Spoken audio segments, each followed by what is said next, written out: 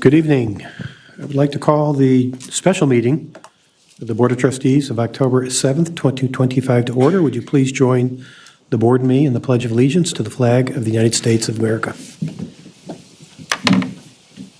Pledge allegiance to the flag of the United States of America and to the republic for which it stands, one nation, under God, indivisible, with liberty and justice for all. Clerk Scarpaniti, would you please call the roll? Yes. Trustee Jane. Here. Trustee Manzo. Trustee Manzo. Oh, present. Trustee Martin. Here. Trustee, let's see, President Herman. Here. Did I get everyone? Ed. Oh, sorry, Trustee Tizinga. Present. Trustee Nagel. Trustee Reddy. And we have a quorum. Okay, call the meeting to order at 7:01 PM.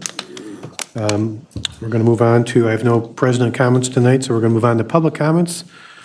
Whether your comment is on an agenda or non-agenda item, all speakers will be called at this time.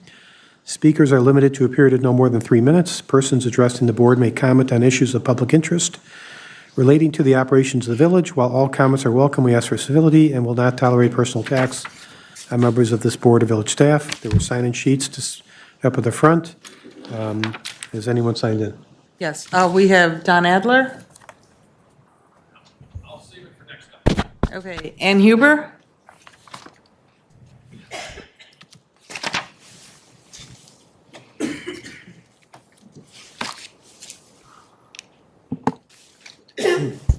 Good evening, everyone. So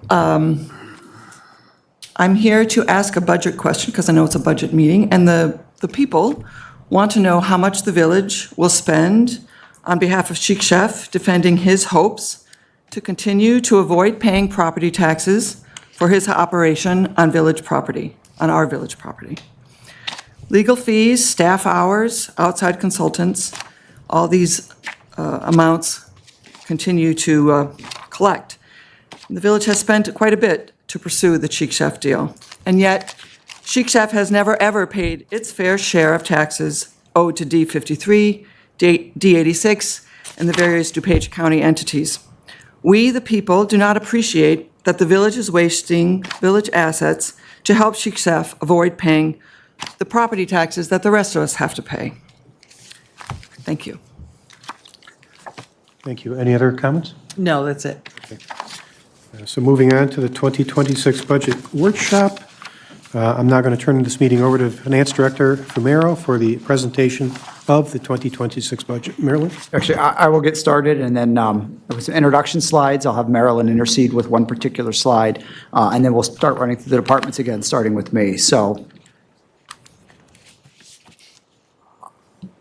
just by way of introduction, these are the definitions. We go through these every year, just to kind of level set where we're at. I want to point out a couple of things. So from key definitions, the 2025 budget is at the most recent version of the budget as most recently amended. And it's compared to the 2026 proposed, which is the sum of the line item detail that was distributed to the board. You also have a paper copy in front of you tonight if you'd like to refer to that. One thing to keep in mind is that sometimes the 2020 projects had variances from the actual budget amount. A good example of that, which I'll be going through in specific detail, is the liability insurance, where you're going to see it looks much different than we anticipated, and in a positive way. So sometimes there are artificial skews when you're looking at budgeted numbers. So this is the big roll-up of the operating expenses. So expenses grow by 1.99%, which is below the most recent published CPI of 2.9%, so we're about 1% below CPI, effectively meaning that we're spending less in 2026 than 2025.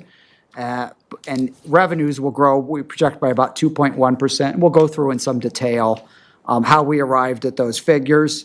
I think the keeping that growth number below CPI really demonstrates the staff's commitment to controlling expenses. Revenues are incredibly conservatively estimated based on sales tax actuals, actual building permit revenues, and offset by continued declines in utility taxes, the PPRT, the personal property replacement tax, and declining interest rates expected to reduce return on our investments over the next year. But again, what we're presenting tonight is another balanced budget with no new taxes and no new fees. So getting into those revenue assumptions, 2026 is expected to carry significant economic and geopolitical uncertainty. So there will be inflationary pressures, although they will be below long-term trend, and mitigated compared to the prior 4 years. Slowing inflation is projected to mitigate large cost increases in projects and benefit sales tax generation, but will slow our investment returns, as I mentioned earlier. Revenue assumptions reflect cautious optimism. This year, they are based more on actual trend than prior years, which we feel were overly conservative, and I will go through that in a little more detail. For example, underestimated sales tax. We had always carried a large margin for recession affecting sales taxes. That hasn't happened, and instead they've continued to grow, and so we reflect more of a level set with 2025 to 2026, which is probably already conservative because they will likely grow again. And the pages are stuck together.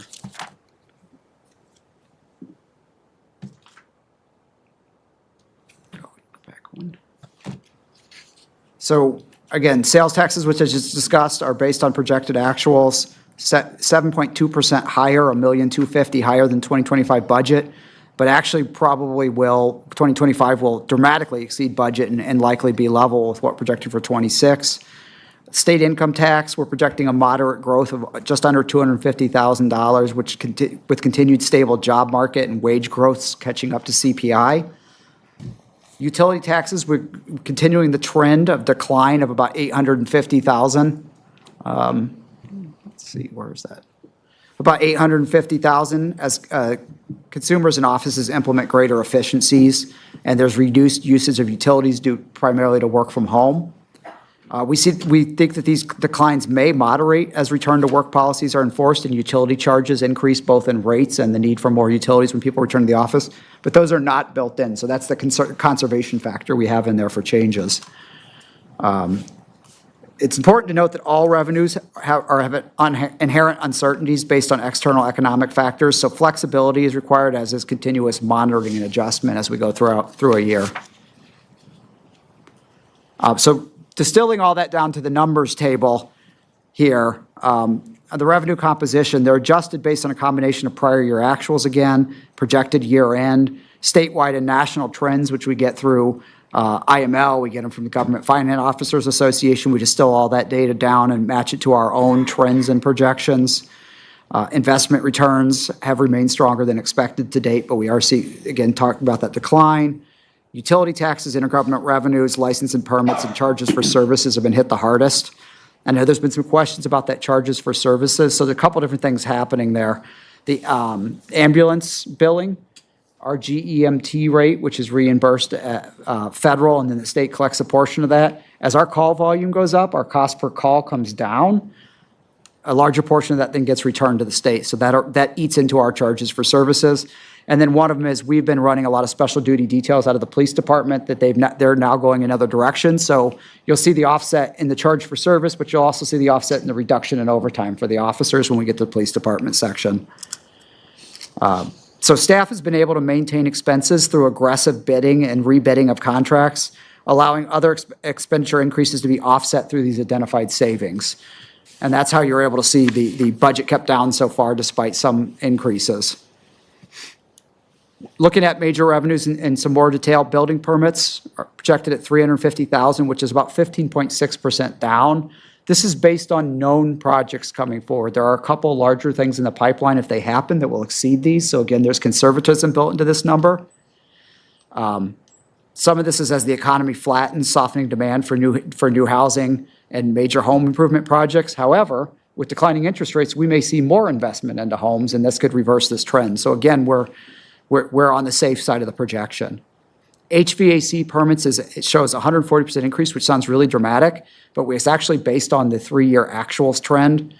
So we've been underestimating this one in the past, so we're correcting for that. Charges for services, the $350,000 is increased due to call demand growth on the side of the particular ambulance calls that aren't GEMT related. And these are relatively stable because they're not affected by economic factors, right? They're as needed as opposed to luxury items. Inflation itself is tempering, but remains a concern with uncertainty headed into 2026. Interest rates, as we discussed, are tempering, lowering investment returns. Geopolitical risks that impact supply chains and raw inputs, as well as product costs, driving up our supplies and our contracts. You'll see some of that through the budget.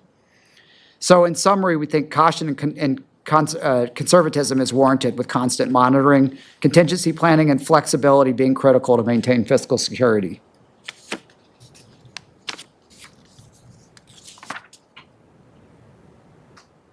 Every year, we kind of talk about expenditure headwinds that we're up against. So in summary, the 2026 budget projects, again, 1.99% increase in expenditures against 2.9% CPI. A lot of this is driven by healthcare and personnel cost growth. There's certain things we have, healthcare, we can only drive down so far, and personnel costs, we have to compete in a competitive market with hundreds of other municipalities. The personnel salary study indicate the village salaries are approximately the 50th percentile compared to our peer communities as selected by the village board. So we need to ensure our salary growth remains on pace and stays aligned with our peers to maintain stable and competitive staffing levels. Additionally, we are planning to make some healthcare changes to our insurance model in 2026 to help curb future growth, not to the benefit plans, but primarily to how we obtain those benefit plans. And more details on this transition will be provided later in the presentation.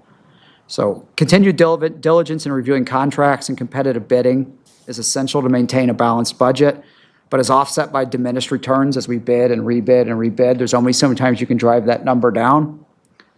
The future requires growing revenues by increasing the pie, not through any new taxes or fees.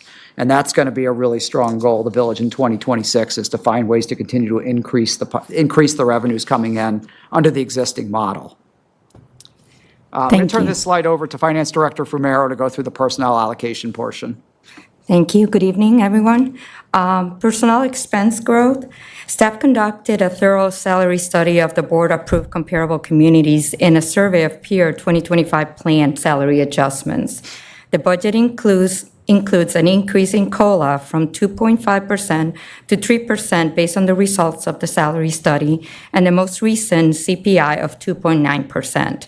Historically, the village salary ranges, as Village Manager Summers mentioned, have been slightly below those of comparable cities because of the increase in the ranges have not kept up with CPI over recent years.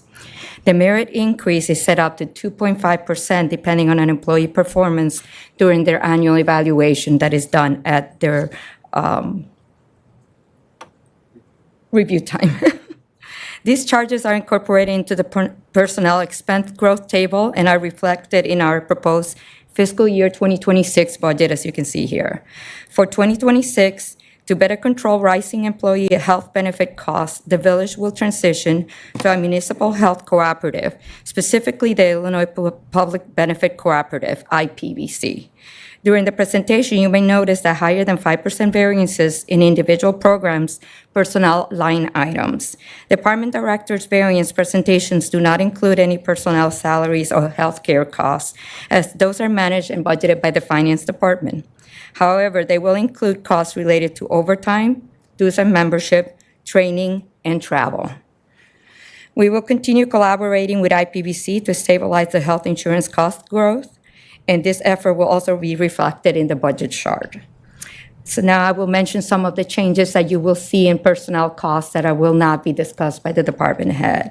Legislative and admin is driven by a part-time administrative assistant. You will see that in the chart for the org chart. Development services is driven by an addition of a part-time code enforcement position to be presented in that section. Public Works is driven by open facility supervisor position. Whenever we have an open position, we tend to budget at the highest level of that range. We do not know where that person is going to be hired, so we budget conservatively at the highest end and at the highest cost of insurance.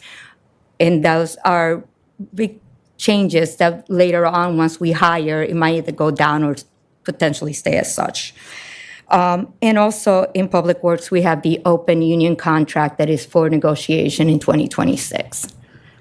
Another personnel-related change in the village increased investments in staffing, training, and continuing education, which is significantly driven behind some of the observed variances in personnel costs. You'll see that in here, you'll have some of the additional training and dues and memberships that we have for our staff.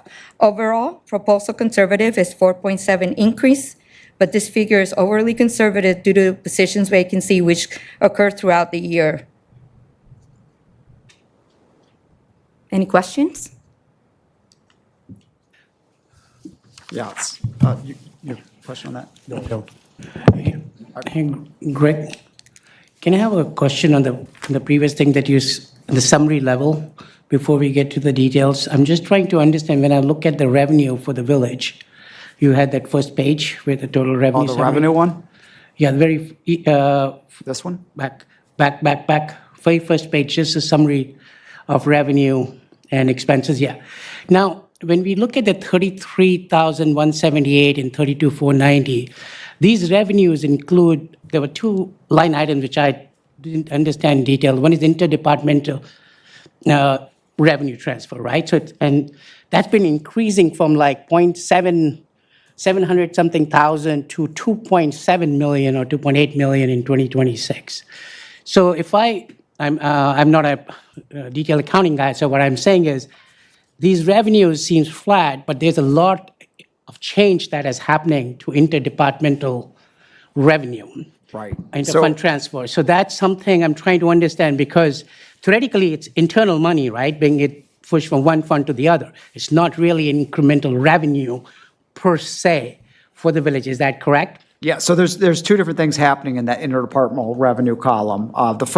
The first of them is, we sit down with, every year, we allocate the hours, like the general fund hours that are spent on the units such as hotel fund, sports core, water fund, the enterprise funds. They all have to pay a portion of the risk management, a portion of the accounting time, a portion of the management time. So we sit down with everyone who's involved in that chain, and we allocate their hours and the percentage of their time spent in various sectors. So you're always running 1 year behind, because really we're looking at 2025 now, and we're applying what the time's been allocated this year to 2026. The second one is that some of those units never paid their fair share in the past because they were unable to afford to do so. And so as they've become more profitable, we've been able to more accurately and fairly allocate their expenses for the charges, for the services they receive from the general fund of the village. Right. So if I Trustee look at- Jane, I'm sorry, excuse me. If I understood your question, you wanted to know whether or not it's new revenue, and it is. These are reimbursements from enterprise funds, and those are revenues from those funds. They are not transferred or between general governmental funds. They are transfers from sports score, Water- hotel motel Right. fund, and water fund, which all carry their own income, and is new money, new revenue to the village that is then reallocated to cover those indirect costs. So if I look at 2023, right, our allocation from inter-fund revenues was 716, and our total revenue was 35 million plus, right? Now, in FY 2026, our inter-fund revenues is 2.78, and our revenue is 33. Now, I understand in 2023, we didn't do any allocations and all that stuff, right? So it's kind of very difficult because these numbers become apples and oranges. That's one of the struggle. But if I do a quick subtraction and I'm saying, hey, there's a lot of allocation did not happen, then one would argue that our revenues may be even declining. They're not. No. I'm just adjusting for the allocation. So the allocations, I think they said, let's put some more specificity on it. Yeah. The biggest section, I think, of that is the fact that we've eliminated the gamesmanship that's been going on at the sports court for many years. We have ordinances that have been in place for decades that says we should not subsidize the sports court. And besides the explicit loans and forgiven loans and cash subsidies at the sports court, it was also subsidized by not properly allocating village management overhead, public works overhead, and things like that. So what you've seen is a deliberate effort by staff in the last couple of years to build a model and perfect a model to properly allocate that overhead to that enterprise fund so that there was no implicit subsidy. And that's a significant portion of this, I believe. Another difference is that before our time, there were personnel costs that were directly charged to these funds, operational costs. The village no longer does that. All operational costs are being charged to the general fund, not the infrastructure fund, not the water fund necessarily, or the sports court for the overhead. Now we actually charge all of Public Works to the general fund. And whenever we, at the end of the year, based on experience and based on what's going on, we do a reallocation, we do a reimbursement to the general fund based on the time and experience that we have for the previous year. So in the past, it wasn't that it wasn't growing or it has gone down, it's that the allocations of expenditures was different than what we do it ever since, 2022. But you would agree that FY23 column and FY26 columns is not apples to apple comparison, right? Well, no, FY23 is actuals, FY24 is actuals, and these are projections. No, what I meant by that is because we didn't do allocations and we did totally different way of accounting. We didn't do as large allocations as we do now. So We these did have not not in been 23. adjusted for the new methodology. Correct. This is old methodology compared to the new methodology. Yes, sir. So to that extent, we're doing apples to oranges, because when I look at it, I was like, okay, if I compare this number, there is no allocation. Hey, there's allocation. There, we did not do allocation more specifically. So from a person like me, when I look at these numbers, I said, I don't know what to make sense of it. It is very because it's not difficult. apples to apples. That is why we provided the sub-level detail to everyone, just to be as transparent as possible. It is difficult because as the new management is here and new finance director, we have changed and we've gone to zero-based budgeting rather than standardized at 5% or 3% every year, where you could then compare more apples to apples, as you stated. When we go zero-based budgeting, we start from the beginning, and every time we see and recognize another area that needs improvement, we make that improvement. And then we noted in the notes that we had to reallocate the staff member, or, too many detectives were being charged to the wrong organization, that kind of thing. So when I go through a department budget, let's say Public Works, right? All his headcount cost will be in that budget, but he provides services to Sports Corp, which is a portion of the allocation. Yes. How do we know what portion? So if Tom has 5 FTEs, how do we know what is it's actually 4.5, because 0.5 equivalent is going into Sports Corp, right? So then when you look at the Sports Corp, I would say, no, it's not 70, it's 75, because 0.5 from here, 0.5 from here, 0.5 from here adds up to 75 people working in Sports Corp. But that level, I can't decipher that. So It's when an I look at it, estimation. it's just difficult to do debits and credits. Well, Okay, that can is why I- we do it on 2025 experience, because we are in Can I 2025. jump in, Marilyn? I'm sorry. Correct. So the finance staff has built a model in the last couple of years, and they've broken down by line item all the various positions and functions and costs that should be reallocated on some percentage basis. And the staff is getting together every year, and based on their actual experience, at least for the prior year, they're coming up with percentage allocations to allocate some percentage of that to the budget. So if you want to, Marilyn, I'm sure can get this to you, but there are. No, I think that's fantastic, and Marilyn gave me a 150-page document, which I can't read. So You the don't need to. question I'm These are saying one is, page.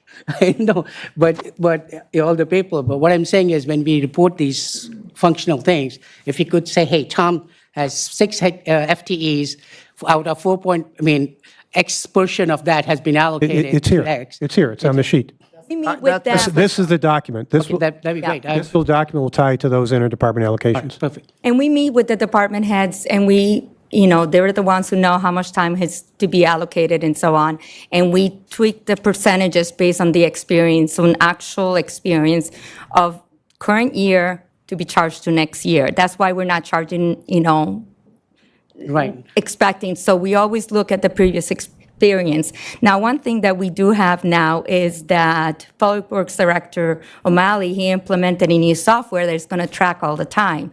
So now we'll get more and more accurate. But before this implementation, which took place this year, we just went through our estimations through my schedule. So there's a program you now have. If you get called over to do a job at the sports court, the bath and tennis, at the golf course, you actually can cost account for the labor, for the materials and all that, and that can get charged off to that particular enterprise fund. Is that correct? That's correct. The management software, we track within 15 minutes per task and per location. That includes equipment, facility, man-hours, equipment, material, et cetera. So we provide finance with that report at the end of the year now. We'll be able to query it and give it down to the dollar. So if I could summarize, the allocations are a combination of best estimates based on prior year experience, combined with actual charges based on, public works on the ground. Correct. Cost accounting. The new software simplified it. We can create a report within minutes and provide her anything she needs. Thank you.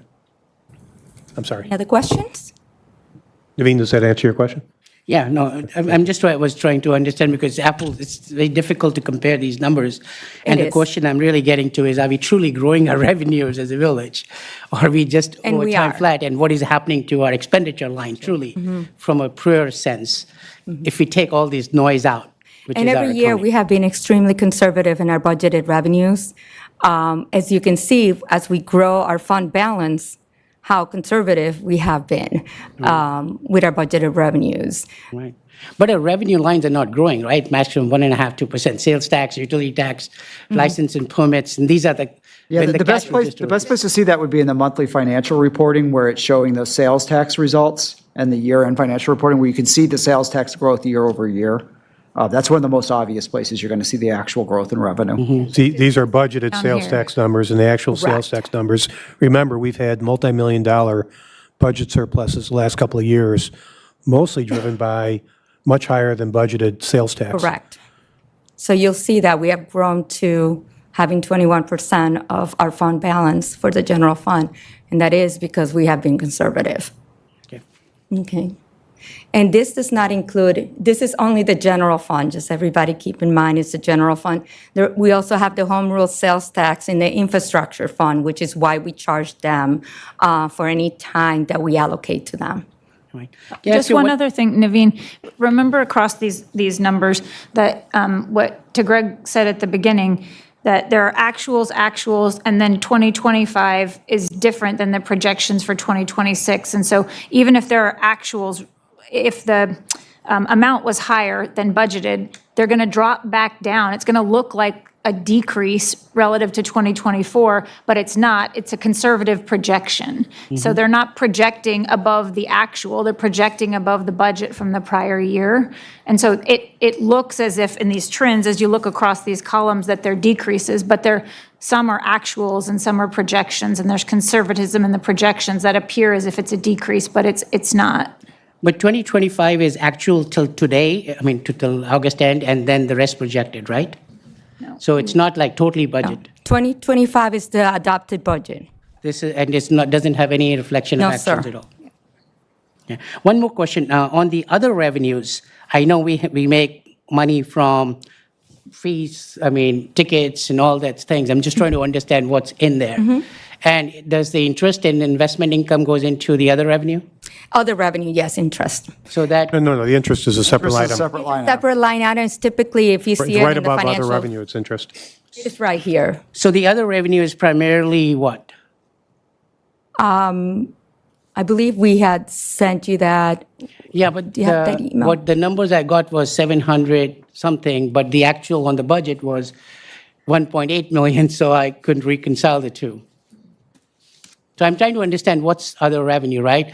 But the table I got was, it was rental income, it was administrative fines, it was towing, it was, police fines, and those kind of items were there.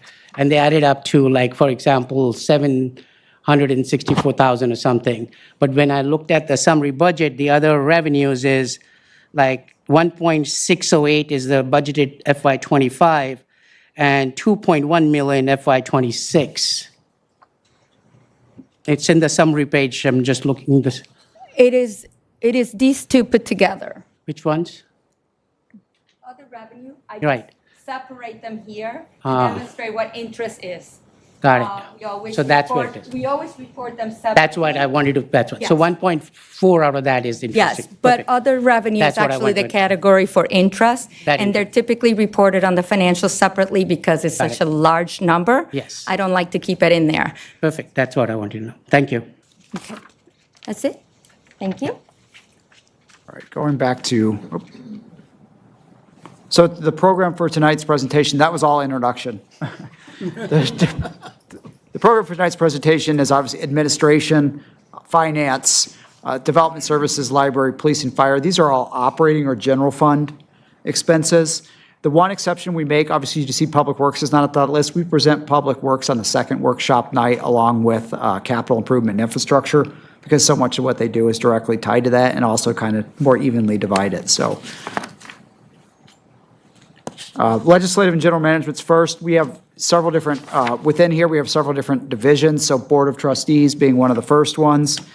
The Board of Trustees budget does fall under legislative. The goals for the Board of Trustees include economic development. I mentioned earlier, quote-unquote, growing the pie, right? By effective policies and strengthening the relationship with the business community, really fostering new business development growth in the community, long-term vision for fiscal stability, and promoting Oak Brook's image as the place to do business and the premier community for residents. These are sort of the overarching goals that guide the Board of Trustees. You see the chart here, the one thing you'll note, the one that's slightly yellow on there, this is the new halftime administrative assistant. This is intended to tackle increased demands for community engagement committee events have fallen on staff. International Fest time commitments, increased newsletter efforts. I think the public has noticed that that's a much more robust and up-to-date and accurate and involved document than it used to be in the past. State legislative lobbying, which has really picked up, increased engagement with state legislators, all this in an effort to drive long-term policy changes that benefit the village. So that's been a driver of a lot more time commitment. So examples of that would include things like the hotel tax restrictions that we have as a non-home rule, getting those removed to be more consistent with a home rule community. Lift assist legislation is something we've tackled for fees that calls we're incurring in the fire department that we're not generating. We've had some success there in getting the state to change that, not as much as we would like, but there is some lift assist billing that's possible now. Project funding requests as we seek outside grants and work through our legislators to help them understand those requests and help have them help us understand when certain grants or earmark things might come out. And we've been seeking changes to the sales tax collection reform to make sure that we're getting. Well, that's good. Tom? To make sure that we're getting everything that's being generated here in the community. Unfortunately, the state's kind of been going the other direction on us for that, so we'll see where that takes us. So here you see the Board of Trustees overview of the budgets. This is any changes, this is the big roll-up. Any changes will be detailed on the subsequent slide. You'll see this throughout the format this evening, and this is consistent with the way it's been presented in prior years. So as an example, here's the next level detail on this. So again, the salaries are driven by the new part-time administrative assistant that I discussed earlier. Materials and supplies are reduced because demands for business cards and stock and everything are lower in a non-election year, right? We don't have new officials coming in. We don't have some of those printing costs. International Fest sees a large cost increase as spending for that event exceeded the budget. And they actually had trimmed some spending to get it back to what we were able to squeeze into the budget, but they're looking for a higher allocation next year. And the 9/11 Healing Fields do carry some costs to the village but that will replace the in-house 9/11 remembrance event that we've done here, which comes out of existing staff time and incurs no additional charge to the village. So those are the changes you see in the Board of Trustees unit. Village Clerk unit. They're seeking to automate the minute-taking process through software and AI to reduce staff time, and a new FOIA response system as the current excessive level of demand that we've received for FOIAs has actually outpaced our current system capacity, and it's not able to process the size and volume of requests that we're getting. So we're going to have to look to a new product. It's going to be a little bit more expensive. There is no change in the organizational chart for the Village Clerk's Division for the next year. And again, here's the overview. You can kind of see what's changing there, and then, of course, the bottom line rolls it up. And as I mentioned earlier, so some of that is things like software, but the codification of the revised liquor code, that document is about done. We actually need to get that before the board and start getting some board input on where the current draft is, but that carries a cost to recodify it once it's adopted. Under the legal division, this is all contract employees. This requires vigilance to balance needs against reduced cost exposure. In the past, the village was in the practice of really paying claims. It drove up the volume of claims, which ultimately drove up expenses. This board has been more active in challenging some of those things, and with the short-term cost offset by the long-term savings. And one of the ways we're looking to mitigate this is through staff skill development to reduce exposure and identify issues for engagement earlier in the process before they become larger legal issues. There's no change in the org chart for legal. You can see here we have the general contract village attorney, we have the labor attorney, we have prosecution, and then of course we have special attorneys for representation on certain matters. You'll see a rather dramatic uptick here. This is the big picture. And because there's really only one line, because it's a contract, it's about the same, but costs are driven here by defending the outside litigation and enforcing the coverage with our insurer for claims. So again, it's a short-term cost with a long-term return. So this legal costs are projected to more than double, practically triple? These are based on actual projections we have from our legal services for the matters that are currently open. And you can see it's a pretty dramatic increase. Particularly litigation comes at quite an expense.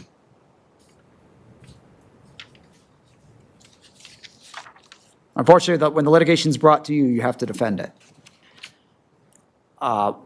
General management, so this is really administration. This is the division that I oversee. Our goals focus on three key areas: sustaining financial stability by maintaining core services, reevaluating opportunities to save money, and positioning the village for growth.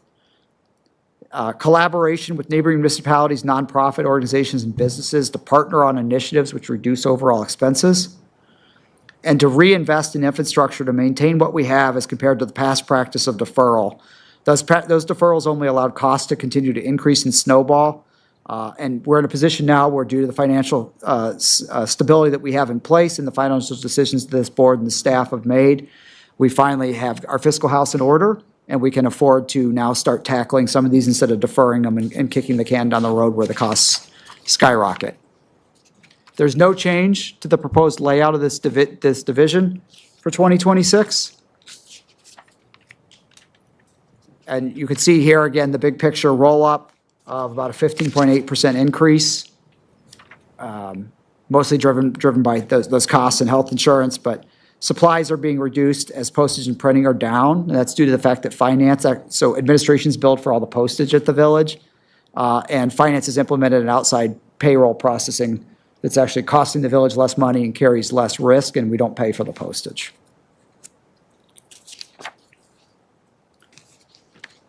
Customer service is the final division from legislative and general management. This is our front desk. It's the first touch point for most of the visitors to the Butler Government Center. It's our point of first impression. So really their goals include, user satisfaction, quality services, and then they do touch a lot of interdepartmental collaboration as they refer people around, support operations of other departments. They take all the calls and route them, things like that. Again, there's no change here. The executive assistant crosses a lot of areas. Deputy village clerk, she also oversees customer service. She does many, many other things. She assists with sports corps. And then we have two part-time people that cover the front desk for us. So finally, you can see their change is only 0.9%, less than $500. No significant changes whatsoever with their expenses. And with that, I'm going to pass it off to Assistant Village Manager Joe Mitchell, who oversees human resources. Good evening. Our workforce is our greatest asset. We're looking to implement a wellness program in 2026 at zero cost to the village, being a wellness fair. We're looking at bringing vendors in here to talk about fitness, stress management, nutrition. Our second goal is to improve employee understanding of benefits, very key. We're going to streamline an online portal with a single access point. This is to educate the end user to fully understand their benefits package, to ultimately reduce staff time to inform and navigate requests. And then finally, it's professional development. To date, we have 20 supervisors that have gone through a online course for the ICMA professional development training. We're going to schedule 10 more for 2026 for our mid-level supervisors. This is our org chart. Nothing has changed at all. We'll have a nominal decrease in materials and supplies. We do see a significant increase in operations and contracts, which we'll talk about right now. Hey, can I ask a quick question? What is included in the personnel costs? Is it, how many FTEs? If you look at the personnel cost for HR? All the personnel costs were included in the high-level budget. These are only overtime, things like that, that are included in the departmental budgets. All the full-time employees were included in the general budget. They're not included in each individual So unit. this 314,878 represents what? If you go back to the org chart, we can see that. It's a human resources manager and the administrative assistant. Just those two people, right? Yes, Just sir. one, okay. And the assistant village manager's He's time in is not general included in management. it? Is that included in there or not? No, included? sir, it's in general management. Great. So the biggest driver in the cost increase is going to be our scheduled battalion chief test, civil service test. That'll take place in the third quarter of 2026. And then another driver, about $3,500, are policy-initiated background investigations. Trustee Martin has asked for them. We're going to deliver a summer program at the sports corps for residents, the children there. So we got to make sure that we do a background check, anybody that's going to be supervising children over at the sports corps. So that's the driver there. Joe, can I ask you one more question? Sure. One of the things we talked about in the Board of Trustees thing was to do something like a 360-degree survey thing. Is that something that is included in the next year budget or thinking or discussion? We could certainly discuss that further. Greg, you want to highlight that since the 360 tends to be... Yeah, it's not presently in the budget. It wasn't in the budget last time it was conducted either, which was less than a year ago. It came out of a training expense line item at the expense of other trainings that were dropped to offset it. Is this something a priority for the trustees? I'm just asking a question. I recall discussing that. Are you asking, are we budgeting for it? Yeah, I'm just saying, Yeah, because this is a I think what bookshop, Greg right? has said is that there's plenty of money within the budget to take care of that. It is. Within the okay. training And we've line we've items. already discussed that we're going to do it. Perfect. That's great. I appreciate that clarification because I thought I heard our village manager say it was not budgeted. Yeah. It is not specifically outlined as a line item. It falls within the existing training budget line. So will that happen this year? We agreed it would happen. Excuse me. Quick question. You're talking about the background check, so that's one of the drivers, Certainly. and that's for the sports programs? Yes, sir. For sports core, okay. Yeah, it predates you guys, but we had an end user that got involved in a scandal with soccer kids, a major scandal. So let's make sure, and I applaud you for doing that, but you guys may or may not be aware of it, but one of the teams that was using our soccer fields, it even predates the park district, was involved in that, and we didn't do our due diligence, basically. I don't know how long they stayed after the scandal, but I'm glad that you're doing your due diligence with that. Thank you. Yeah, it's a policy-driven. Again, our job is to protect the organization from any undue liability, and we're going to do that by making sure that the people we hire are vetted properly. So risk management policy review, again, this is something about risk management. It's an ongoing thing. We have living, breathing documents, policies and procedures that we evaluate based on litigation and best practices that we continue to review and to update and modify. We strive to reduce the number of workman's comp claims village-wide. To date, we showed a significant decrease in the number of workman's comp claims this year. Why? A lot of it has to do with our executive safety committee that we created in 2024. We're looking at causations. What occurs? Our traffic accidents are down. The police department and other departments are doing a great job of looking at traffic crash reviews. and holding people accountable. That's ultimately what our goal is. And we have a return to work policy now. We drive to make sure that our people that have been injured to try to get back to work as soon as possible. And a lot of the times are light duty situations that somehow generates people to get back to a full-time position quickly. And ultimately then is to mitigate risk management expenses. We are looking at currently now a market analysis for general liability insurance providers. This is ongoing. It's underway. We've had some meetings today. We're going to continue to have meetings with providers. Yes, sir. So if I heard you correctly, our expenses from crashes of any vehicles are down? They are down, our claims. So is there any empirical basis at all for Irma telling us that our police should stop chasing people because it's too risky? There's no empirical data that shows that we have any liability, any additional liability. Our officers are being, being good at being defensive drivers and handling the situation. The proof is in the pudding. Our claims are down in traffic crashes. So if our claims are down and our policies of our officers are not generating increased expense, do you know of any good faith reason for Irma to be telling us to change our policies? I have no knowledge of why they would want that change at this point. Okay. No good faith. Very good. Not to interrupt, but if I could just touch on that for a second. One of the things that I said to Irma and also to some other providers that we're looking at is, in my time as police chief since June of 2022, we've had over 200 documented police pursuits. Of those incidents, about 2 of them have resulted in what I would consider a serious crash, and of those, 1 has resulted in a very small claim for litigation. So that's less than 0.5% of one of the most dangerous things we do in policing that have resulted what I would consider poorly. That's a lower percentage than pretty much anything else that we do in police work, including high-level uses of forces or anything else. So I don't understand it, Trustee Tizinga, but I appreciate you bringing that up. Now, we learned from our fire department, back when we were being starved of accurate data and being lied to by our former fire chief, we learned that their data is reported for almost everything a fire department does to the national body through the NIFRS data that goes through Springfield, and that the whole time this board was being deprived of fire data, our chief was sending it to Springfield, and Springfield was sending it to the federal government. And then once we busted them on that, then our current chief presents it to us every week. Now, my question, the reason to advert to that is, does the police department also report any similar data, like number of chases, amount of crashes, things like that? Yes, we do. Every single chase is first reviewed by the supervisor to determine whether or not it's within policy or compliance. It is then reviewed by the deputy chief, who then asks me for my input. Can you compare it to the data of other departments in the county or in the state? What's unfair about that comparison with the police chief steering committee meeting that we Justin had for in this room? Chicago, who doesn't even report crime data, but go ahead. But we also are required to report all police pursuits to the state, which we do.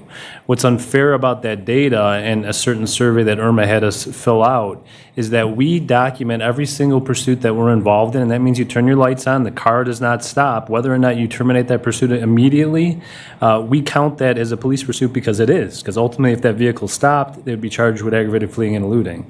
So many departments do not report incidents like that as accurately as we do. I think it's important to document all of those to show the percentages like I just explained.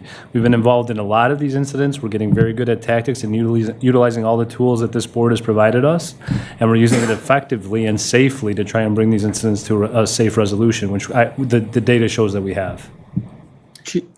Thank you, Chief.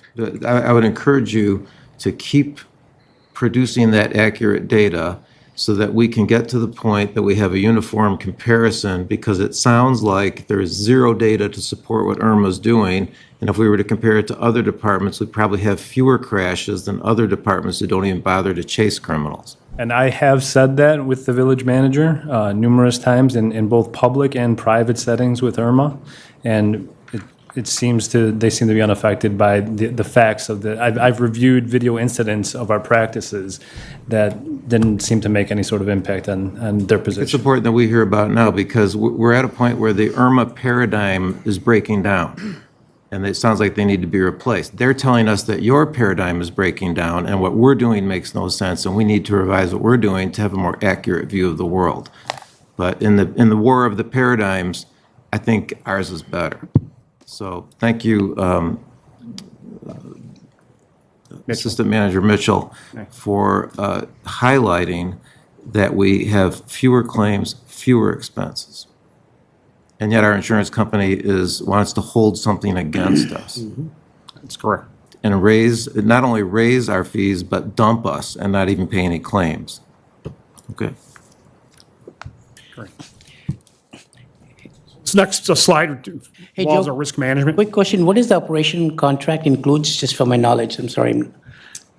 This is, That's our risk management. That's where we have to pay for our coverage for claims and stuff through IRMA. this is, So, Question. Trustee Jane, let me explain a little bit. So we had overestimated for 2025. I mentioned earlier there were going to be some places there would be variances. So it's on here that the liability insurance was actually lower than expected last year. So even though we're projecting a slight increase in liability insurance, on the actual basis, it's below the 2025 budget. That's one of those anomalies that I spoke of. Can I just, I believe that this is a summary of line items that are actually detailed in the budget book. That is correct. So, maybe in future years, it might be helpful just to somewhere on the page, you say reference page X of the budget book, and Sure.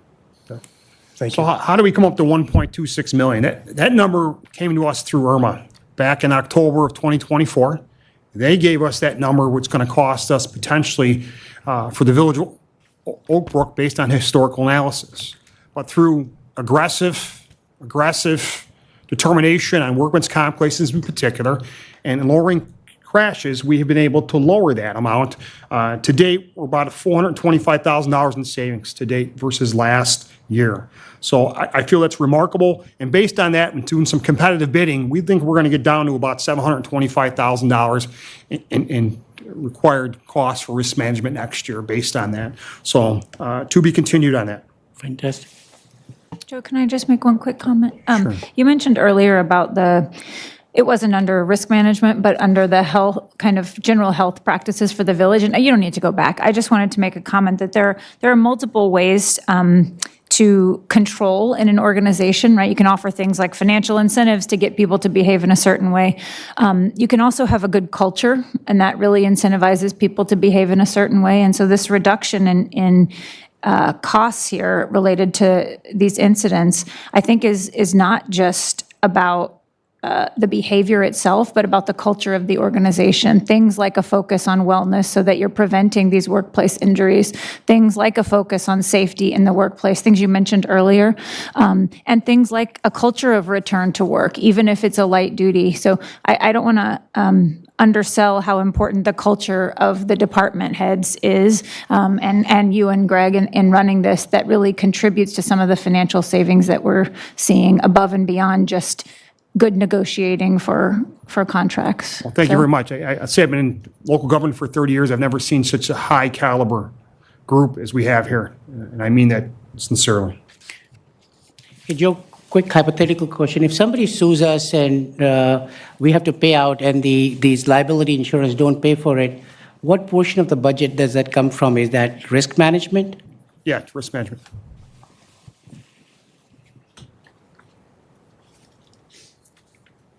Good evening. One of my many responsibilities as fire chief is also to be the emergency management coordinator here in the village. For emergency management, one of our goals and objectives for the upcoming year is to continue to provide a safe and well-maintained outdoor warning siren system, as well as notification siren system or notification system for our village residents. We are now entering year 3 of our 5-year plan to enhance and maintain our infrastructure for outdoor warning siren systems. So this will be our 3rd siren replacement of 5. So we have a couple more years to go. And now I'll turn it back over to Assistant Village Manager for ESDA. Thanks, Chief.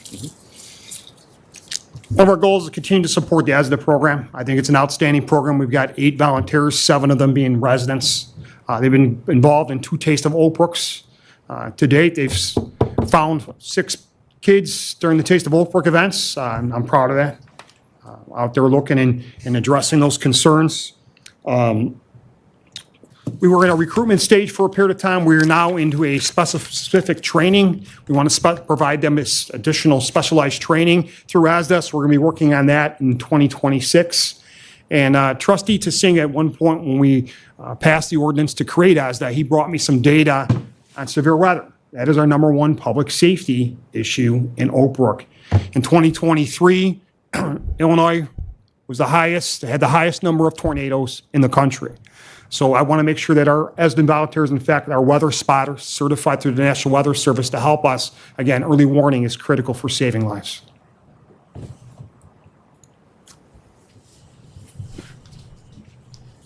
And just to conclude on our structure, so I talked about as an emergency management coordinator, I report to the village manager, and then each of the department directors then serves on the emergency operations committee in the village.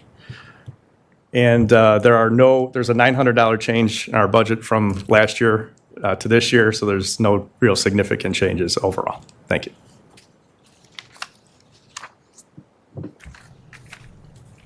Okay, information technology.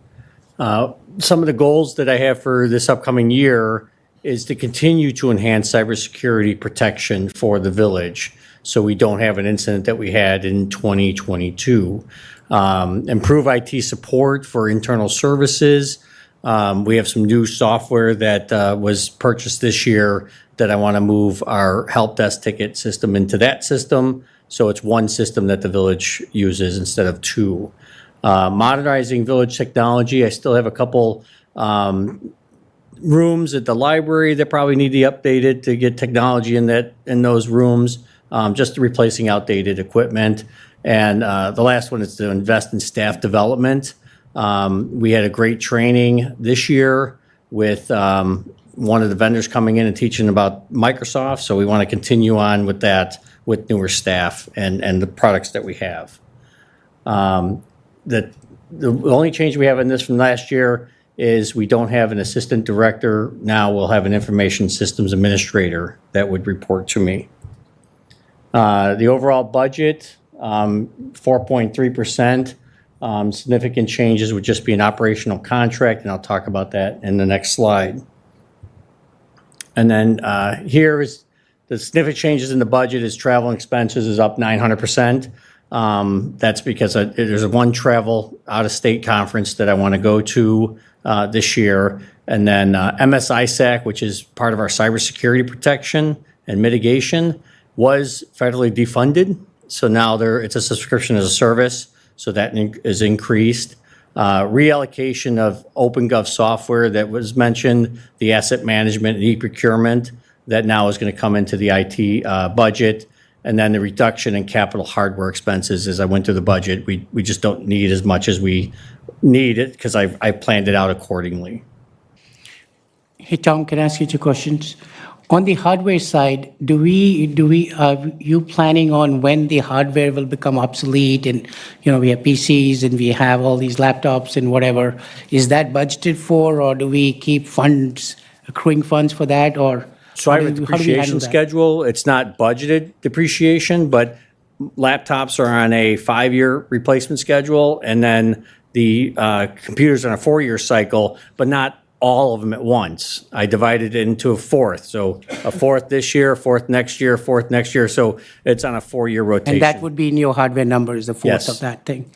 The second question, the software expenses obviously are pretty significant. Do you also allocate that to different, so there's software for golf course, there's a software for other things. How do you allocate your software costs to different? That'd be a question for you. Yes. The only time we allocate the software if it's an enterprise cost. So if it goes to the sports score, because it's an enterprise, it should be self-funding. The same with water. We charge that to them. But otherwise, the general fund, we are all in the same, except for sports score, sorry, Art. We are all in the same fund. So we just maintain it in his program. That way we can compare better apples to apples every year. Right, so if I wanted to know how much we spend on software for golf course. You need to look at the sports score. And that is not being presented Perfect. here, sir. Perfect. I have a question. It's been some years since we discussed this, but it seemed like we had an issue in prior years where you had sort of a enterprise software platform for the village, then you had point of sale things for different functions. And I was understood then that they didn't all integrate into the same sort of common ledger. There was like rekeying of data that had to happen to suck up the data from what was going on out in the enterprise funds to pull it into the sort of ERP program. Has that been resolved, or do you still have incompatible point of sale instances of software that don't go into a same general ledger? It has been resolved for the most part. We do have GovNow that does not integrate into our current software. So that one, we do a report and we have to key it in as a journal entry. It does not fully integrate, but any other ones, like OpenGov and all of that, we have APIs that have been built. And how much of that heterogeneity is reinforced by vendors trying to capture us and say that certain things can never be compatible with the sort of dominant platform? Currently, the software provider that we use are the on-premise provider, Tyler Technologies, as I indicated before. Tyler has a bad problem with that, don't they? They don't like playing good in the sand with other ones. They just don't. And if in my next slides, we are looking at new software to streamline all the processes, because Tyler Technologies is moving from on-premises to software as a service. When they do that, they will be competitive with any other software company out there, because they all will be now software as a service, and we're looking to make a move from them. Could we break Tyler's monopoly, or do we transcend Tyler by finding ways to sort of administer heterogeneous software ourselves? Because I'd like to break their monopoly, but I understand as they get more and more entrenched, the cost of breaking them goes way up. We're moving on. We're moving on from We're Tyler? moving on. Okay, good. Very good to hear that. We're moving on. Any other questions?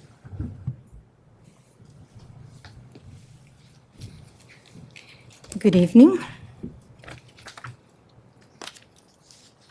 Now on to financial services. We will continue to review and improve operations and procedures within the finance department to enhance efficiencies and effectiveness. As I just stated, we're researching a new financial accounting software that integrates seamlessly with our existing village-wide system, aiming for a smooth transition and minimal disruption for staff. We're going to further develop the OpenGov e-procurement module. We'll be focused specifically by adding more boilerplate documents to help automate processes and provide more user-friendly experience. We will also be exploring ways to maintain the village financial stability by identifying opportunities to optimize operations and reduce expenditures where possible. In addition, we'll continue to collaborate with departments to identify new funding sources, including grants, potential partnerships, to ensure that our capital improvement plan remains fully funded and on track. Here's our org, which has not changed from last year. The largest change in financial services management is a reallocation to the financial services manager. We had initially planned on hiring a senior accountant, which was charged to accounting and reporting. Instead, we went ahead and hired a financial services manager. This is a more professional position, which has been reallocated to the management organization. Training and operations and contracts. Training has gone up because she also, as myself, is CPA, so we're investing in continued professional education for both of us. And operation and contract, as Village Manager Summer mentioned, the postage went down in his organization because of the implementation of Paymerang, who has taken on the mailing and payments of our accounts payable. So we're mitigating the risk of having any kind of check wash or anything like that the village was at risk before. So as such, we have increased our cost of operations, but decreased the cost of postage. No significant changes in accounting and reporting other than the reduction of the financial services manager, as you can see here, that was moved from financial services. And purchasing has no significant changes. Receiver benefits, no significant changes.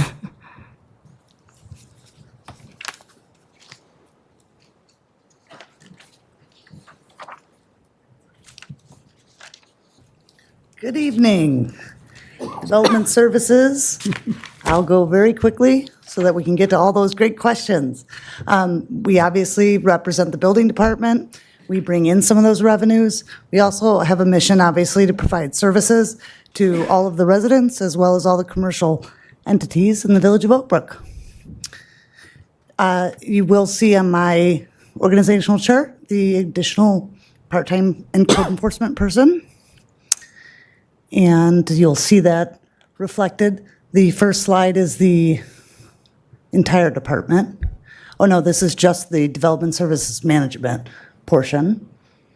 Then within that, Raman, the village planner, has accomplished her accreditation for, as a civil, running, the planner AICP certification.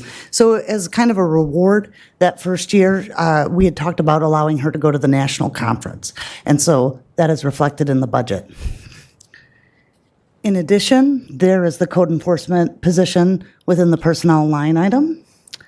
And I have also, this past year, in 2025, the board approved the contract with EIS, which does the elevator.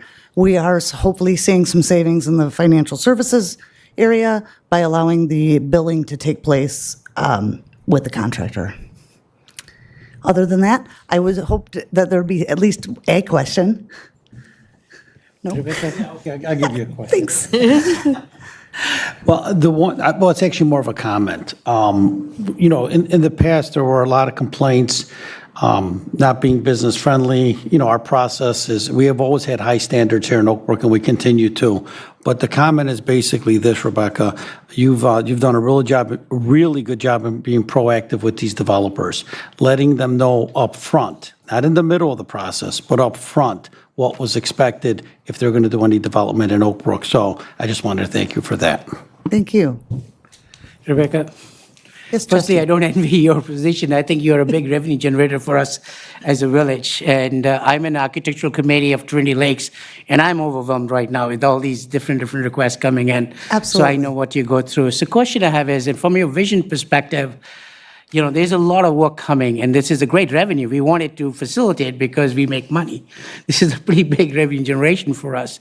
What can we as a board, we should think about in a creative and innovative way of how we can help you help yourself? So I think the village manager has most likely spoken to you in the past about that idea for a strategic plan. And that idea of what your visioning is for the community, that would be the first step to the comprehensive plan update, which may be something that we'll talk about, maybe not in 2026, but 2027. Those are fun. Maybe in 2028.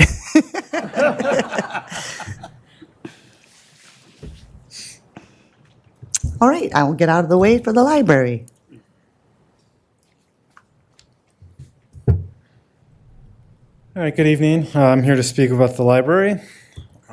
So our goals and objectives is to provide diverse and contemporary collection and resources.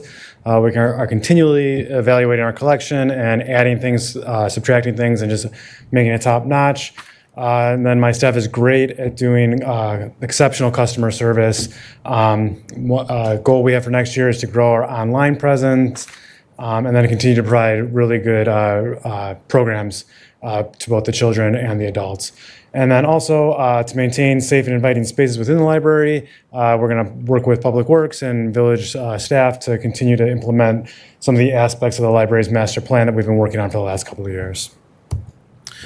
So next we have here is our organizational chart. There are no changes to it this year. this all works out to about 11 full-time employees. We have got 3 programs at the library. Our general operations, you can see there's a large increase in our materials and supplies, and that is for outside. We have 2 book returns, and they're pretty banged up, damaged, rusting, and so we're looking to replace the 2 outside book returns. And then we also have some furniture in our lobby. That's where a lot of people study, have their lunches, and just kind of congregate, and we'd like to replace some of that furniture as well. And so that accounts for the large increase there. There is no significant change in our technical services budget. And then when we move on to public services, there's a large increase in our online databases, just the price of things are going up. And we'd also like to add the New York Times online. We've getting a lot of requests for that. And then, of course, we'd like to increase our promotions and our advertising so residents know exactly what we're doing and all the resources that we have. Any questions on the library? Yes. Yes.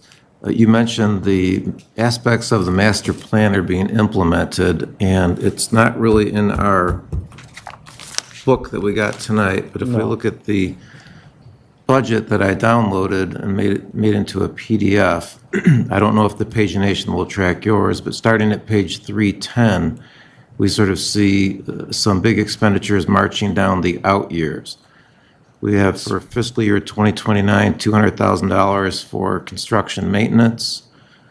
And then I believe the roof comes in after that for another 1.1 million. Yes. And that's in FY 2028.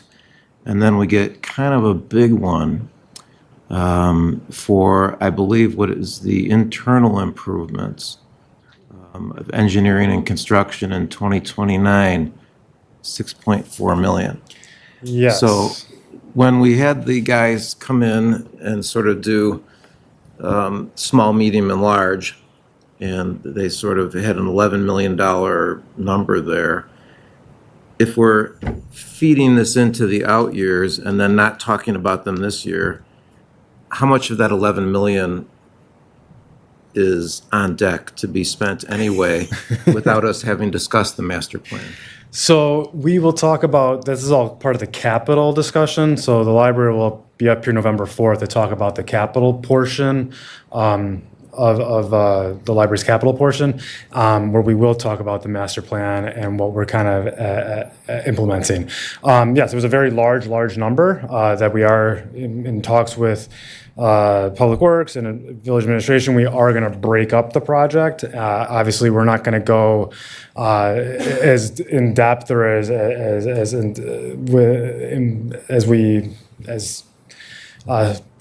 you said, the bigger and vast or whatever. So we're going to kind of pick a middle road and try to be as conservative and as fiscally responsible as possible.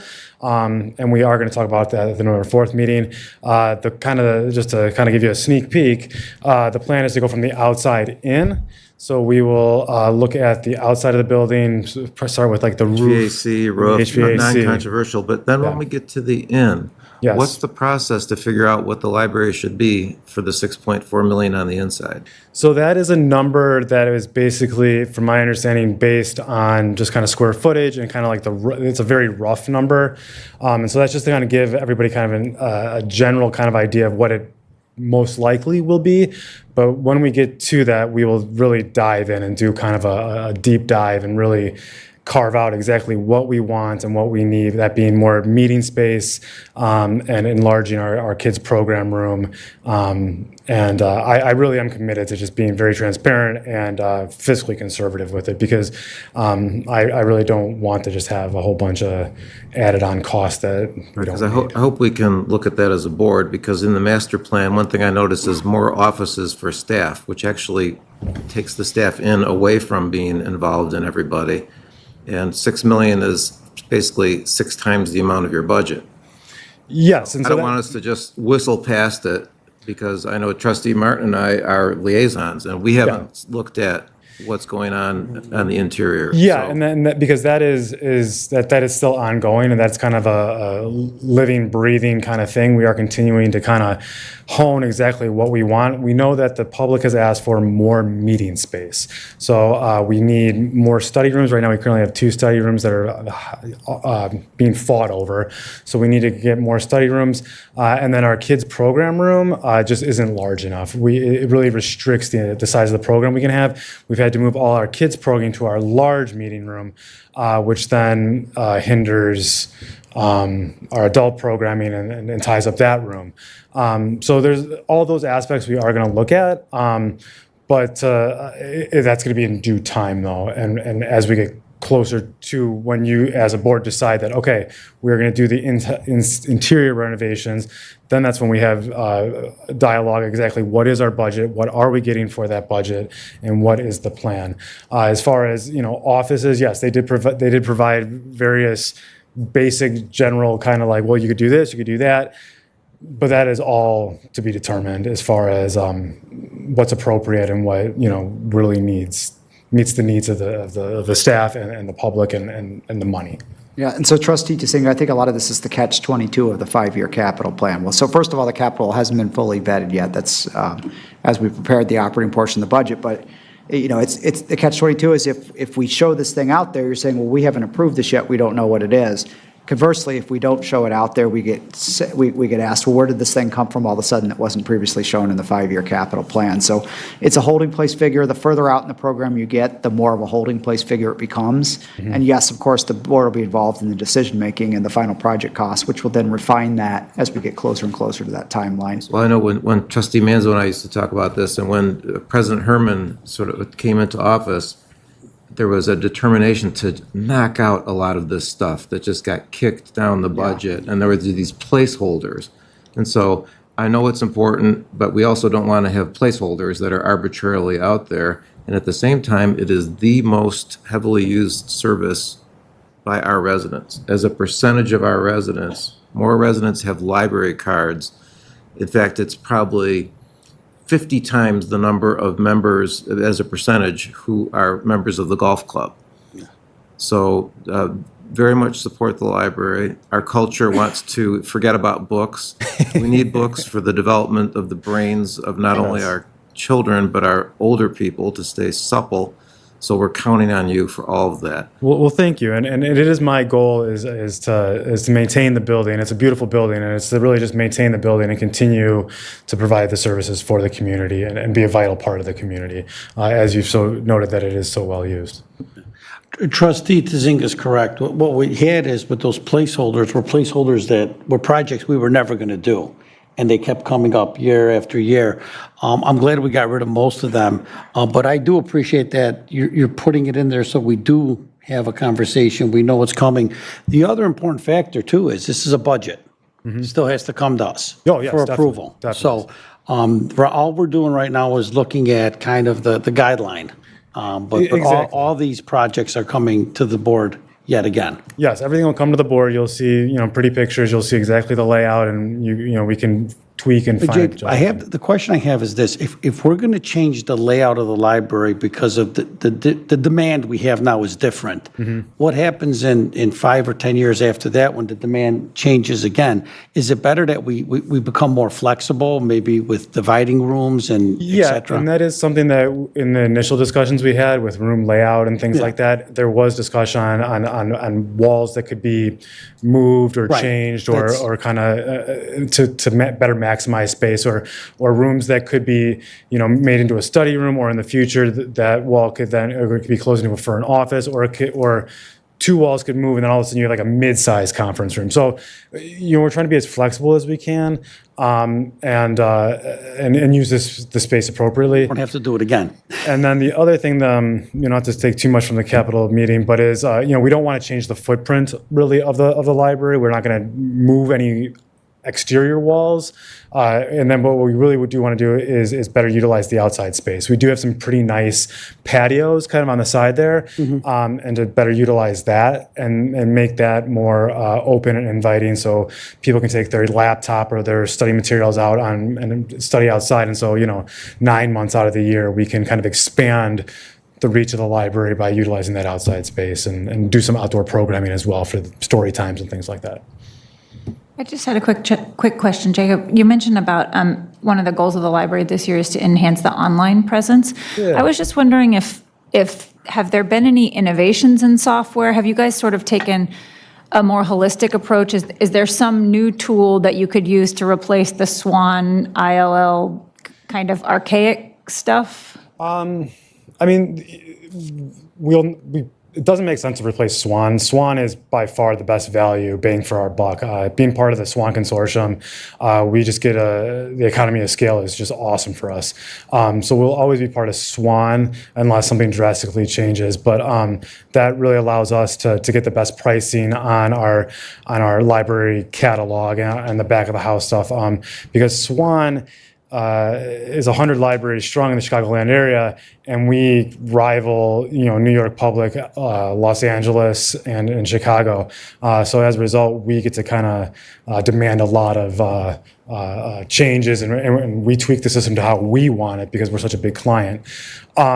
But yes, there is always things that we can, our online presence as far as there's various software that we can, that my youth services staff wants to implement to track like summer reading and winter reading and to kind of give like email reminders and things like that and to track programming. So there's that.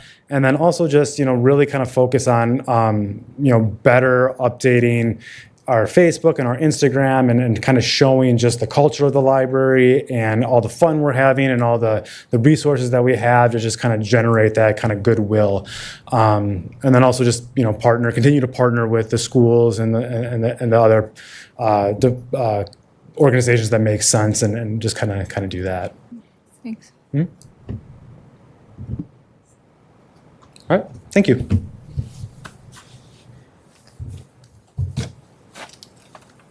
Good evening, everyone. First, I just really want to thank my team, Deputy Chief Huff and Christofferson, as well as Kathy Kubik, for their assistance in this very tedious but thorough process, and also to Rania from Finance, who is always available to answer any questions that we might have. So thank you for that. So we'll dig into it here. I believe our goals and objectives, as well as everything in our budget, is in alignment with what I consider the 4 pillars of our department, which is proactive policing, technology, community engagement, and officer wellness and safety. So our Real-Time Crime Center has been incredibly beneficial for the community in our department to kind of pull all of our technology together. One of the goals is to increase staffing levels and staffing hours in the Real-Time Crime Center without asking for additional bodies. We've already begun this process by hiring civilian employees with the understanding that they have to obtain their Part 107 drone license, and that part of their responsibilities will be actually operators in that room. It's worked out great so far. We've also reimagined some positions like community service officers to split their time on the street and in the Real-Time Crime Center. So we're going to continue to go down that path because it's proven effective. We're also looking at some options with partnering with other nearby departments. Community outreach. We continue our discussions with residential and businesses to get as many camera systems on our Fusus platform as possible. Just the other day, DC Christopherson and I spoke to a new resident who seems to be very interested. He built a big, beautiful house. So we really want to get some residential components on our network, and also to integrate our Oak Brook Center cameras into Fusus. As the board knows, we approved an MOU a couple years ago. The mall has been kind of dragging their feet on that process, but Serge Kaminsky has very much the same vision as I do and is in line with accomplishing that goal moving into next year. Our operational chart has not changed from last year. I'm proud of this structure.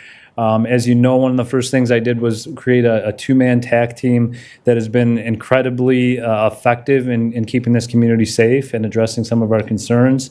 Last year, we kind of changed the structure to include a TAC, not adding any personnel, but adding a supervisor to that TAC unit and a 4-man TAC team to staff that unit 7 days a week. And so we've accomplished that this year without asking for additional personnel, and that same structure remains the same for next year.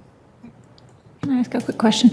Have you guys thought about using data analytics, enhanced data analytics, to try to determine whether or not that's the correct org chart, in the sense like maybe you can, run historical data on calls and types of calls through kind of a machine learning algorithm and figure out, I don't know, we're most likely to get a burglary in a retail center on Tuesdays between 2 and 4 p.m. And then that's a place where you deploy more officers, but you can pull them from other times. I mean, have you thought about integrating this? Great question. We're very excited about our new report writing system that the village approved and that we incorporated into our Axon contract. We just went live on that system October 1st, but the analytic portion of that is incredible. And so we're excited to be able to have increased data that we can easily pull and do things that you're speaking. We can reallocate support without maybe increasing cost, but get Correct. better coverage where we need it. Yeah, great. Thanks. Some of the personnel items here was already covered by finance. If you have any questions, please let me know. This is a significant change, although not a change. I would like to attend the Police Executive Research Forum, also known as Senior Management Institute for Police, next year. This is something that I requested the previous 2 years that was pulled from the budget. It's a highly competitive process, and so I'm hoping to attend if I do get in, and kind of the trade-off was not attending the FBI conference and the International Chiefs Conference next year. Some of these operational costs show a reduction, 36% reduction. They're all kind of combined and reallocated, and part of that Axon contract that incorporated fuses, our body cams, our in-car cams, the RMS system was kind of all built into one. And additionally, we continue to get successful funding from the Attorney General's retail theft grant to cover the fuses portion of that contract, including our award this year, which is great. That salary reduction, you'll see that kind of throughout our budget, and really that's the result of losing, we had a full-time detail every day, 7 days a week at Nordstrom, a squad car and an officer, when they were really getting hit with a lot of high-end purse thefts. Nordstrom made some cuts to their budget, which then kind of eliminated that detail for us. So that's no longer staffed there. I thought it was mutually beneficial for us, and it may just take one incident there for Nordstrom to revisit that, but that reduction is illustrated kind of throughout our budget. It also applies to the auxiliary budget. That reduction reflects that amount.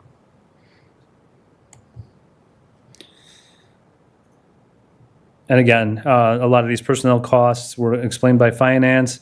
Our overtime number we're not requesting more from the previous year, or I believe the year before that. It's remained consistent, and we've operated within those constraints. There's a bit of a change. It's kind of an exciting change because the fire chief and I sometimes struggle to staff these events that we host that require honor guard. So the merit team throughout the county is establishing a countywide honor guard team that Jason Wood, who runs our honor guard team, is going to be a commander on that unit. And it just gives us an additional resource to make requests for those events when our staff can't handle it, and just to be able to function at larger county events throughout DuPage. No significant changes in the support services division, which covers our investigations and TAC team. And the same is with records.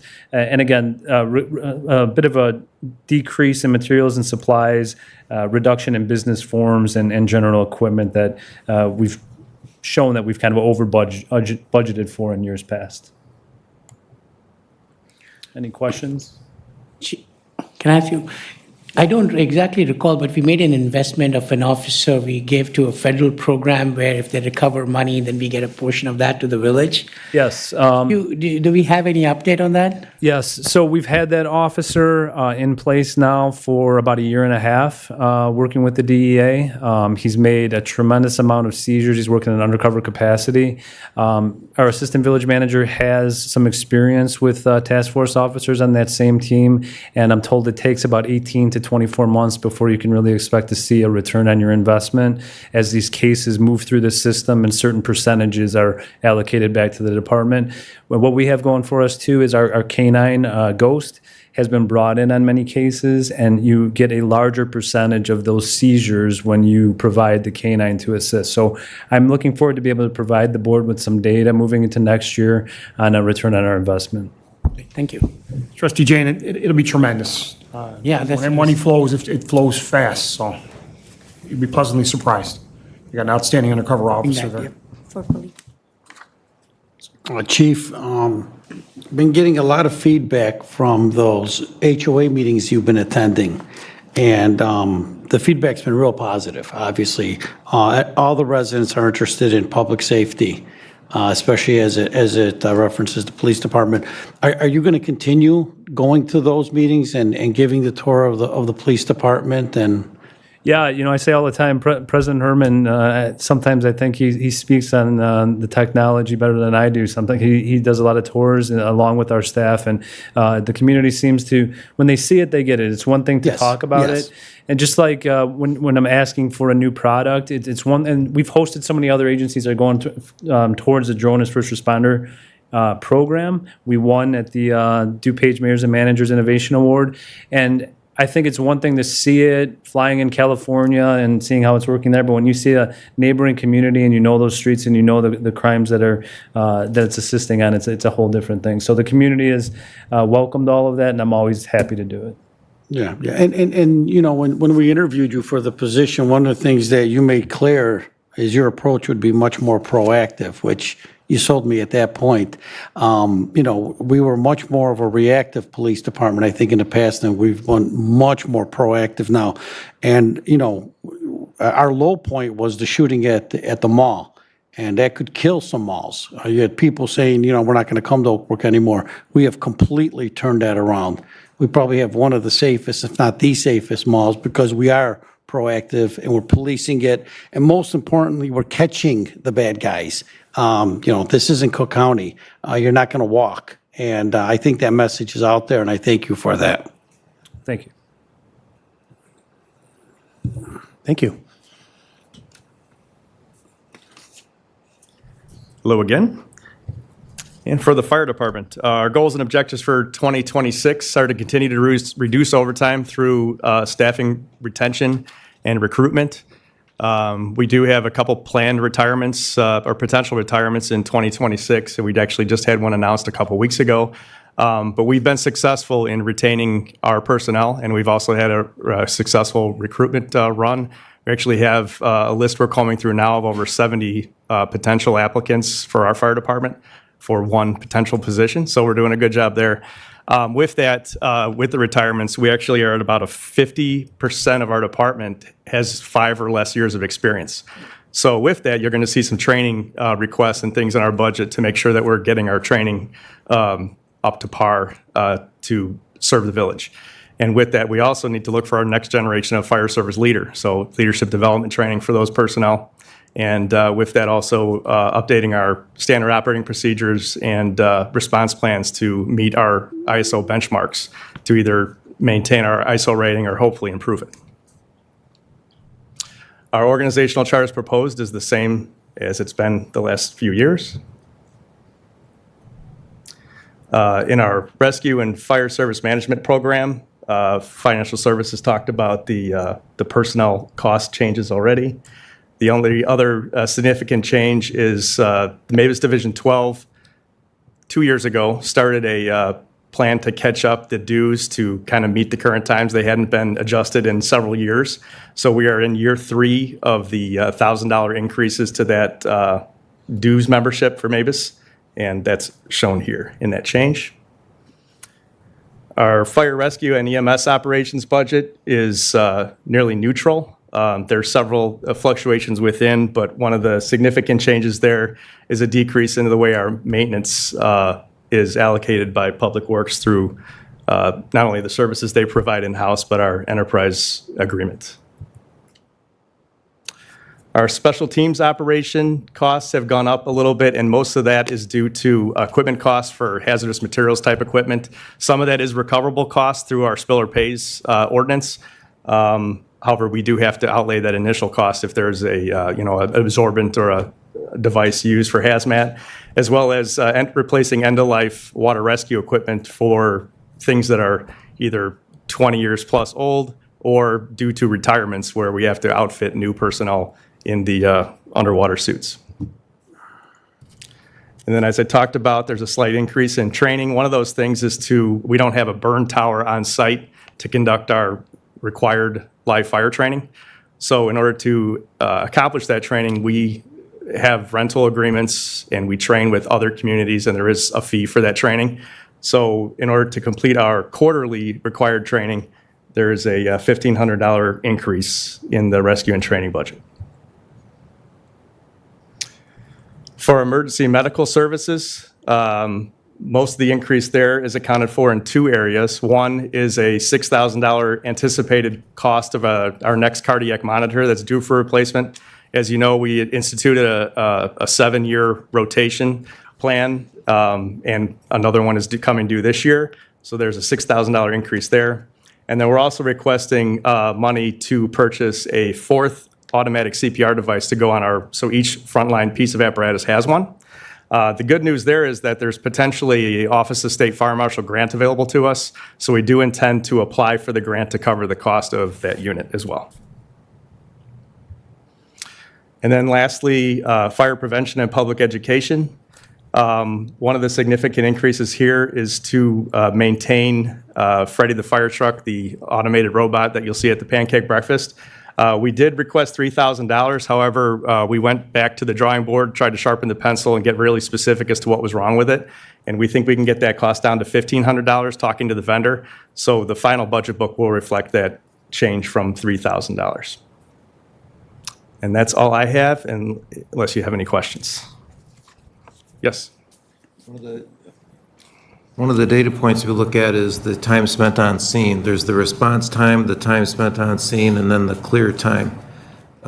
Based on your statistics that are available from your department, it looks like the scene time for the average call has been reduced 15.6% since 2021. So in the last 3 years, you're 15% more efficient on scene. To what can you attribute that improvement?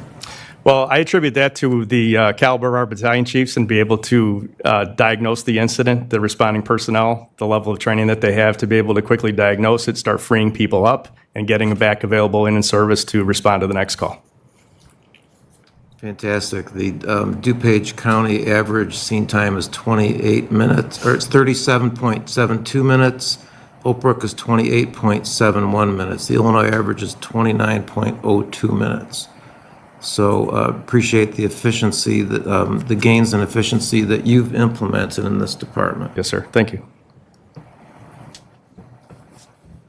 Go ahead. Yeah, just a comment. Trustee Tizing already mentioned it earlier, but it is so refreshing now to get the information that we request from the fire department.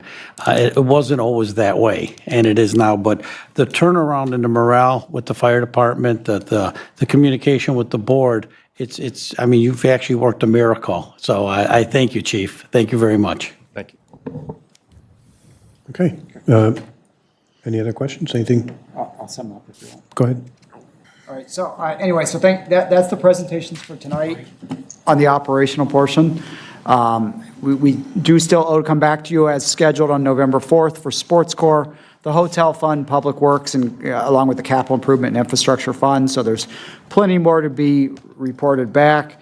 I know that this staff is pleased to present to you a fully balanced operational budget at this point with cost growth, a percent below the CPI, with no new taxes and fees again. So we are constantly refining the document. For example, you heard Fire Chief Fleege talk about the fact that he's found a way to reduce the cost of the repairs to Freddy the fire truck. So there likely will be even further reductions, and we'll have better, for example, risk management numbers, things like that when we bring the final version back. As we do at the hearing, we always point out anything that has changed from the versions you've seen at the workshop. This is the best information that we currently have available. I want to thank the staff that's here tonight especially, and the staff that sits behind all of them that we don't see each and every night here. This is a tremendously time-consuming project. These department heads especially putting forth a lot of time. We sit on a lot of meetings. We go through this in excruciating details. We ask a lot of questions. It's part of the zero-based budgeting process. Sitting behind Assistant Village Manager Mitchell and Finance Director Fumero, Rania it probably spends the single most amount of time on the budget. She's everybody's go-to from everything from how to use the budgeting software to where does this go or that go, or I don't think this is in the right place, or what was this historically? So she is the everything behind the budget, and she's been a tremendous asset. We couldn't get through zero-based budgeting without the things that she's done. So again, we're pleased we can present this in a balanced fashion. We do know that we need to continue to grow to solve this problem into the future. Expenses, despite, this is an anomaly where somehow expenses are slightly slower than revenue growth. We don't project that to continue forever. We do have some ideas that we've been working on. I know I've been working with President Herman on some really growth ideas for the village that will bring both new uses and new assets to the village, but also new revenue streams to the village. So those will be very important to securing the long-term financial future of the village. But we're pleased that we're able to squeeze and squeeze and squeeze to keep it where it's been today. And with that, we are done presenting for the night. We'll see you on November 4th. Just one second. Thank you. I just want to reiterate, it was when Greg Summers joined the village that we embarked on the zero-based budgeting process. This is now our 4th budget going through this process. We had a lot of overview slides, but there's a very thick budget book that all the trustees have. And there's not a page you can go through here where you cannot miss seeing how the zero-based budgeting actually works.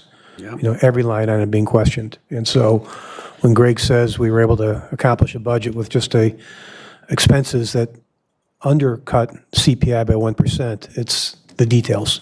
So I just want to reiterate my thanks to the whole team for all their efforts on that. So with that, may I have a motion to...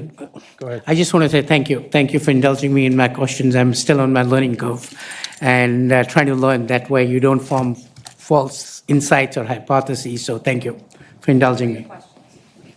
Hey, may I have a motion to adjourn the special meeting of the Board of Trustees of October 7th, 2025 at 8:41 p.m. So moved. Second. Clerk Scarpiniti, may I have a roll call vote, please? Trustee Jane. Yes. Trustee Manzo. Yes. Trustee Martin. Yes. Trustee Tsinga. Yes. Meeting adjourned. Thank you. Response time.